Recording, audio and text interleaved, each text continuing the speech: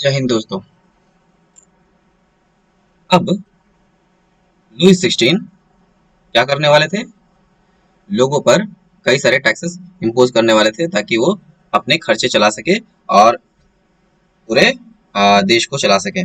Okay, तो इसके लिए उन्होंने लोगों पर टैक्स इम्पोज करने के बारे में सोचा। ओके, और इसके लिए उन्हें एक मीटिंग बुलानी थी जिसका नाम था जिस मीटिंग का नाम था स्टेट्स जनरल। या स्टेट्स स्टेट्स जनरल की मीटिंग बुलानी थी। कुछ लोगों की मीटिंग बुलानी थी जिनको कहा जाता था स्टेट्स जनरल। ओके, अभी स्टेट जनरल क्या थे और ये कैसे वर्क किए, फिर नेशनल असेंबली का फॉर्मेशन कैसे हुआ, फिर ये लोगों में कैंसर एंगर कैसे आया,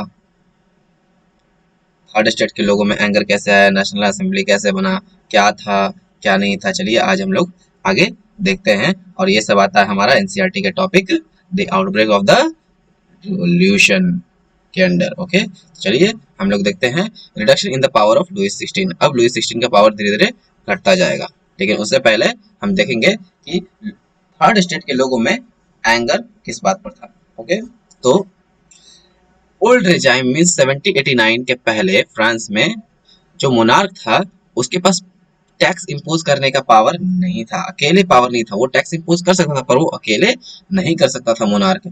तो इसके लिए इसके लिए राजा को एक मीटिंग बुलानी पड़ती थी कुछ खास तरह के लोगों की जिनका नाम था जो कि होते थे स्टेट्स जनरल। अभी स्टेट्स जनरल क्या होते थे? वो तीन स्टेट के जनरल होते थे, एक तरह से रिप्रेजेंटेटिव होते थे। जैसे कि हमने अभी तीन स्टेट देखे थे। ये देखिए,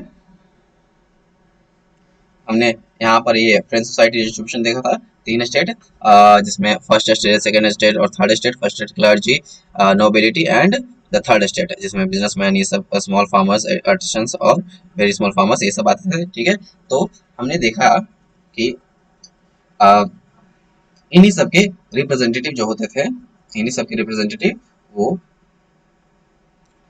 उनकी मीटिंग बुलाई जाती थी कोई भी टैक्स इम्पोज करने के लिए।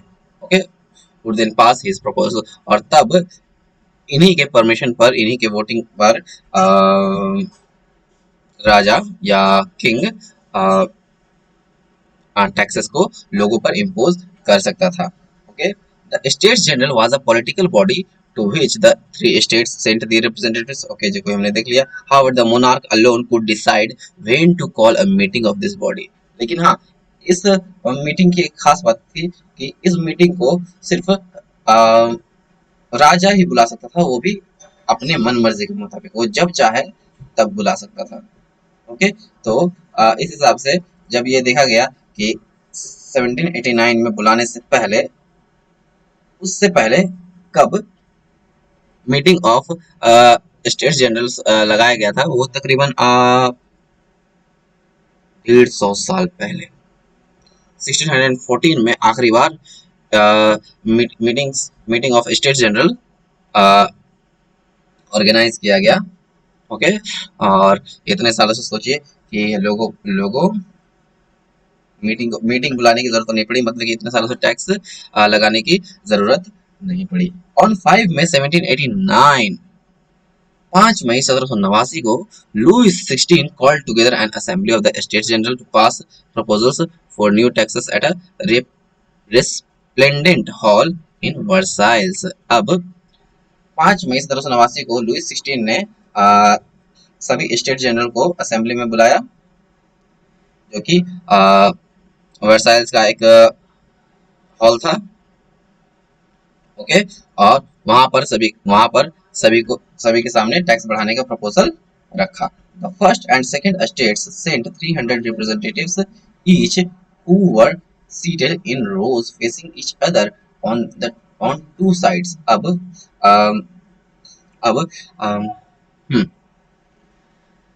फर्स्ट और सेकंड स्टेट्स जो थे उन्होंने अपने 300 रिप्रेजेंटेटिव्स भेजे थे जो कि एक दूसरे की ओर फेस करके खड़े थे।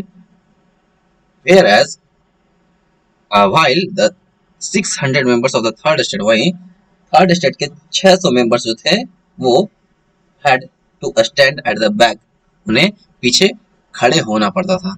ओके, तो मतलब कि जो फर्स्ट और सेकंड स्टेट के 300 मेंबर थे वो आगे एक दूसरे की ओर फेस करके बैठते थे, जबकि 600 मेंबर उनके पीछे खड़े रहते थे। ओके, तो यहीं से देखते हैं आगे फॉर्मेशन ऑफ नेशनल असेंबली। ठीक है, अब देखिए उस समय वोटिंग सिस्टम चलता था। वोटिंग सिस्टम कैसे, मतलब कि वोटिंग सिस्टम पर पर्सन की तरह बेसिस पर नहीं।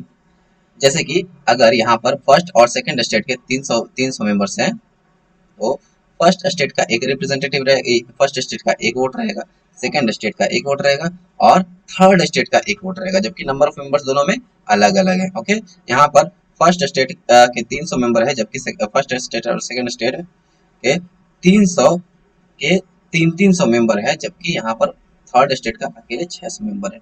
ओके, लेकिन फिर भी इसके वोट का वैल्यू कितना है, एक।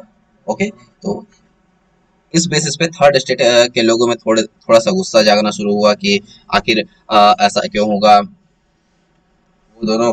और एक बात और, फर्स्ट और सेकंड स्टेट हमेशा थर्ड स्टेट के खिलाफ वोटिंग करते थे।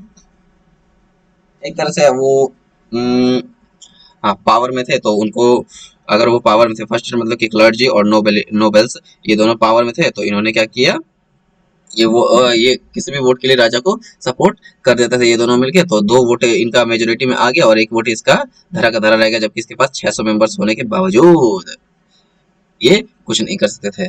तो इस बार जो मीटिंग हुई, इसमें the third state was represented by it's more prosperous and educated members. अब थर्ड स्टेट के जो रिप्रेजेंटेटिव थे ना, वो बहुत बड़े बड़े ऊंचे तबके के लोग थे। थर्ड स्टेट में ही बहुत अमीर अमीर और एजुकेटेड मेंबर्स थे, पढ़े लिखे मेंबर्स थे। Peasants, artisans and women were denied entry to the assembly. और हाँ, असेंबली असेंबली में तो किसानों, कलाकारों और औरतों का तो घुसना सख्त मना था।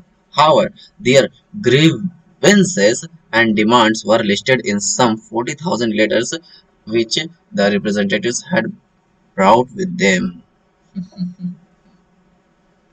मतलब यहाँ क्या हो रहा है कि थर्ड स्टेट के सिर्फ पढ़े लिखे लोग ही, या पढ़े लिखे या फिर हाईली एजुकेटेड या फिर थोड़े हाई क्लास लोग ही मीटिंग में आ सकते हैं। वो भी आ सकते हैं तो वो फर्स्ट और सेकंड स्टेट के पीछे खड़े होंगे, और तो और पीजेंट्स, आर्टिसियंस और वुमेन्स को तो अंदर आना सख्त मना था।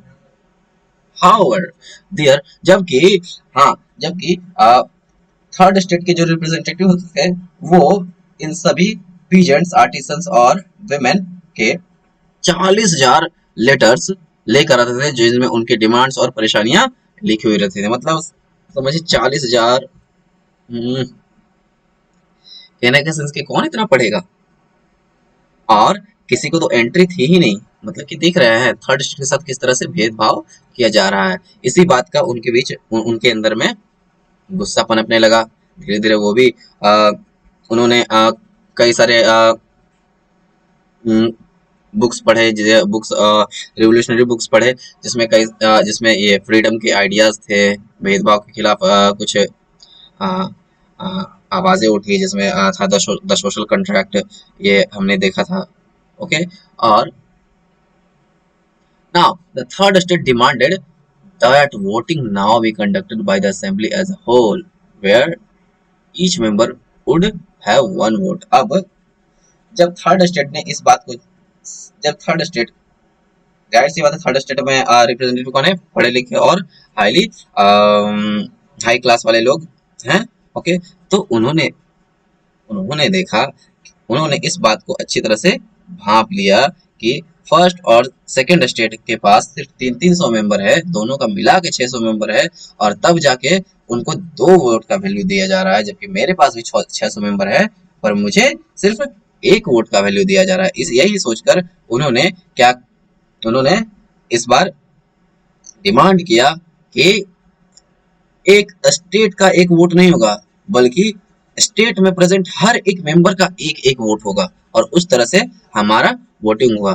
पर किंग ने इस प्रपोजल को क्या कर दिया, रिजेक्ट कर दिया, उसके डिमांड को नकार दिया। ओके, जिसके बाद जिसके बाद थर्ड स्टेट ने मीटिंग से वॉकआउट कर दिया। वॉकआउट मतलब कि बाहर निकल गया और असेंबली के बाहर चले गए और प्रोटेस्ट करना शुरू कर दिया।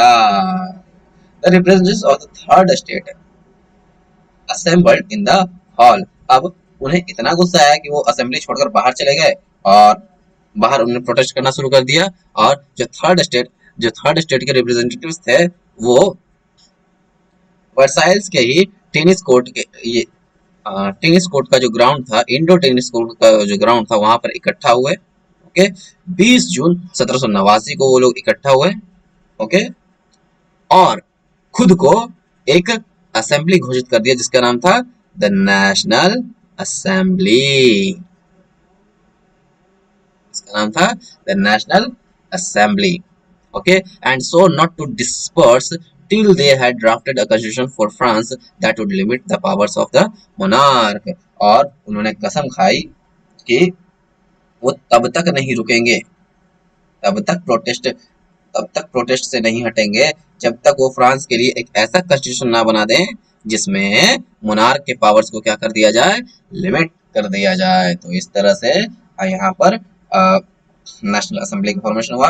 अब अगले क्लास में हम लोग देखेंगे कि किस तरह इस नेशनल असेंबली ने राजा के पावर को लिमिट किया। So till then continued, good luck and please share the videos, like the videos and subscribe my channel. Please give us your support and we will continue the lecture. Thank you guys. Have a good day.